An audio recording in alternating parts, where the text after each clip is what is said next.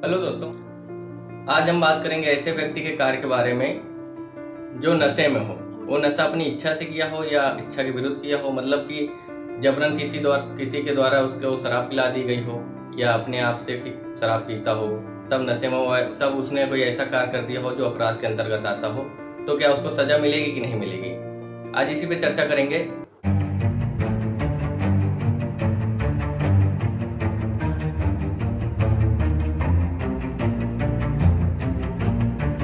तो हम बात करने वाले हैं आज आईपीसी की धारा 85 और 86 के बारे में। धारा 85, ऐसे व्यक्ति का कार्य जो अपनी इच्छा के विरुद्ध मत्तता में होने के कारण किसी निर्णय पर पहुंचने में असमर्थ होता है। मतलब धारा 85 बताती है कि कोई ऐसा व्यक्ति है जिसको उसकी इच्छा के बिना नशा करा दिया जाए या शराब पिला दी जाए और तब वो कोई ऐसा कार्य कर देता है जो अपराध के अंतर्गत आएगा, तो धारा 85 के अंतर्गत उसको प्रतिरक्षा मिल जाएगी।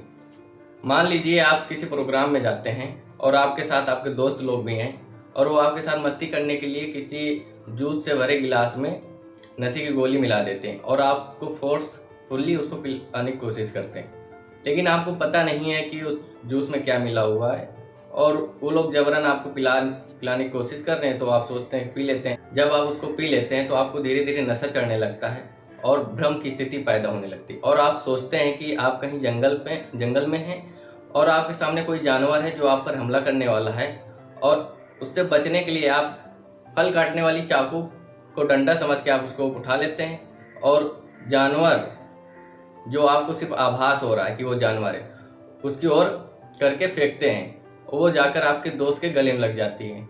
गले में लगने के तत्काल बाद दोस्त की आपकी मृत्यु हो जाती है। तब यहाँ आपको धारा 85 के अंतर्गत प्रतिरक्षा मिल जाएगी। यहाँ हत्या के लिए आपको अभियोजित नहीं किया जाएगा। यहाँ निष्कर्ष ये निकलता है कि कोई बात अपराध नहीं होगी जो ऐसे व्यक्ति द्वारा की जाती है जो मत्तता की अवस्था में है और वो कार्य की प्रकृति समझने के लिए असमर्थ है कि ये लीगल है कि इलीगल है, और उसको धारा 80 के तहत प्रतिरक्षा मिल जाएगी। लेकिन ध्यान देने की बात यह है कि जिससे आपको मत्तता हुई वो चीज़ आपके ज्ञान के बिना या आपकी इच्छा के विरुद्ध दी गई हो आपको। इस विषय में एक महत्वपूर्ण केस है डायरेक्टर ऑफ पब्लिक प्रोसिक्यूशन बनाम बियर्ड का केस है। इसमें एक 13 साल की लड़की होती है जो बाजार जाते समय एक मिल के गेट के पास से गुजरती है जहाँ पर बियर्ड नाम का आदमी पहरेदार होता है। वो लड़की को पकड़ के बलात्कार करने की कोशिश करता है उसके साथ और उसके मुंह में अपना हाथ रख देता है और दूसरा हाथ उसके गले में रख देता है जिससे वो शोर न मचा सके। इसी प्रयास में उस लड़की की मृत्यु हो जाती है और उसको हत्या के लिए अभियोजित किया जाता है। उसने तर्क दिया कि हम उस वक्त मत्तता की अवस्था में थे और जो कुछ कर रहे थे उसको होश नहीं था, लेकिन कोर्ट ने उसको प्रतिरक्षा नहीं प्रदान की और हत्या के लिए दंड दिया, क्योंकि वो मत्तता की अवस्था में किसी दूसरे की वजह से नहीं गया था, वो खुद नशा किया था तब उसने वो मत्तता की अवस्था में गया था, इसीलिए उसको प्रतिरक्षा नहीं मिली यहाँ पर।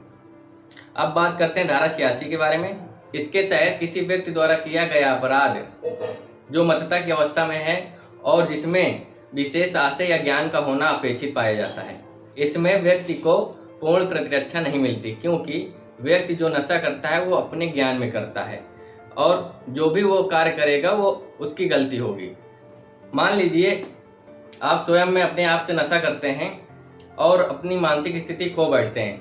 अच्छा और बुरा समझने की ताकत नहीं बचती आपके अंदर, क्या अच्छा क्या सही है क्या गलत है नहीं समझ सकते हैं। तब आप किसी की हत्या कर देते हैं तो आपको हत्या के लिए दंडित नहीं किया जाएगा, बल्कि मानववध के लिए जो उससे कम की सजा का प्रदान करती है, मानववध के लिए आपको दंड मिलेगा। और जो आपने अपराध किया है उसमें किसी भी प्रकार का आपराधिक आशय आपके अंदर नहीं होना चाहिए। अगर ऐसा पाया गया तो आपको हत्या के लिए ही अभियोजित किया जा सकता है। अब इसमें एक केस लेते हैं, वासुदेव बनाम पेप्सुराज का केस है ये।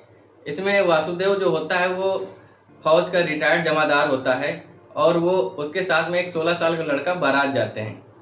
बारात में जब खाने का वक्त होता है तो वासुदेव जाकर खाना खाने जाता है, तो लड़का जहाँ बैठा होता है उससे कहता है कि थोड़ा साइड हो जाओ, हम भी बैठ जाए यहाँ पर। तो लड़का अपनी स्थान से हटता नहीं है। वासुदेव को इतने में गुस्सा आ जाता है, वो नशे में होता है और अपनी पिस्तौल निकालकर उसके पेट में मार देता है लड़के के, जिससे उसकी मौत हो जाती है। वासुदेव को यहाँ हत्या के लिए अभियोजित किया गया और वासुदेव ने अपने बचाव में तर्क दिया कि वो नशे में था, वो जो कार्य कर रहा था उसको नहीं पता था कि इसका परिणाम क्या हो सकता है, लेकिन कोर्ट ने इनकार कर दिया मानने से। कोर्ट ने कहा कि तुमको पता था कि पिस्तौल मारेंगे तो वो हट सकता है, तुम्हारे अंदर आशय था उसको मारने का, और उसको वहां पे हत्या के लिए दंड दिया गया। अब यहाँ पे एक महत्वपूर्ण केस लेते हैं दूसरा, गौतम भिला अहिरे बनाम महाराष्ट्र राज्य का केस है ये। इसमें जो गौतम अभियुक्त होता है उसकी पत्नी रीना बाई को हमेशा मारता था, क्योंकि वो आदतन शराबी था। जब शराब पीता था तो उसको मारता था। रीना बाई जो थी वो जब अपने मैके जाती थी तो वो बात अपने माता पिता को भी बताती थी कि वो कैसा व्यवहार उसके साथ कर रहा है उसका पति। एक बार रीना बाई की छोटी बहन की शादी थी, तब गौतम भिला और रीना बाई दोनों शादी में गए। रीना बाई ने जब वहां बताया माता पिता से कि ये ऐसा कार्य करता है मेरे साथ, मुझे मारता है शराब पीकर, तो माता पिता ने उसको समझाया कि ऐसा मत करो। तो गौतम भिला वहां बोला कि आज के बाद हम शराब छोड़ देंगे और मारेंगे भी नहीं।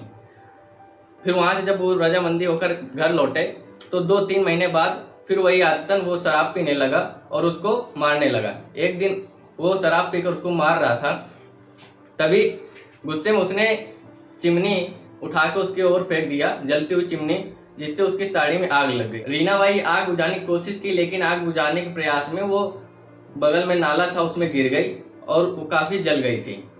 पति जब हॉस्पिटल ले गया तो पुलिस को सूचना दे दी गई। पुलिस जब वहां पहुंची तो उसका मृत्युकालिक बयान, मरने के समय दिया गया बयान, जो सहायक इंस्पेक्टर और एग्जीक्यूटिव मजिस्ट्रेट के सामने दिया उसने, रीना बाई ने, और बोला कि पति द्वारा पीटने और चिमनी उसके ऊपर फेंके जाने के बाद ऐसी उसकी हालत हुई है। घटना की सूचना पाकर रीना बाई की माता हॉस्पिटल गई और उससे मिली। रीना बाई ने बताया अपनी माता से कि कल रात क्या हुआ।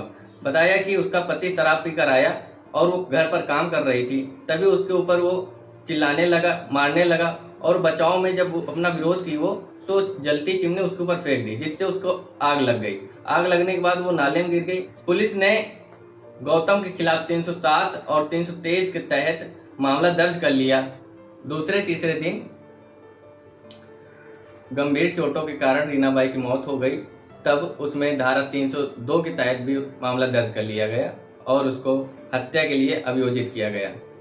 कोर्ट ने निर्णय दिया कि जो अभियुक्त था वो आदतन शराबी था और उसका एक दिन का काम नहीं था, वो पहले से भी कई सालों से, जब से उसकी शादी हुई थी तब से उसको मारता चला आ रहा था, जिसके तहत उसको धारा 86 का लाभ नहीं दिया गया और उसको भारतीय दंड संहिता की धारा 302 के तहत हत्या के लिए दंडित किया गया। यहाँ देखने वाली बात यह है कि धारा 85 और 86 उन्हीं लोगों को प्रतिरक्षा प्रदान करती है जो उनके ज्ञान के बिना या उनकी इच्छा के विरुद्ध कोई नशे वाली वस्तु उनको दी गई हो, तब वो मत्तता की अवस्था में जाए, और तब कोई ऐसा कार्य कर देते हैं जो अपराध की कोटि में आती है, तब वहां पर धारा 85 के अंतर्गत उनको प्रतिरक्षा मिल जाएगी। ऐसा नहीं देखा जाएगा जो आम लोग करते अगर उसको, तब उसको देखा जाता। अगर आपके मन में कोई भी प्रश्न उठ रहा हो तो कमेंट बॉक्स में जरूर बताएं हमें। तो मिलते हैं अगले वीडियो में। जय हिंद।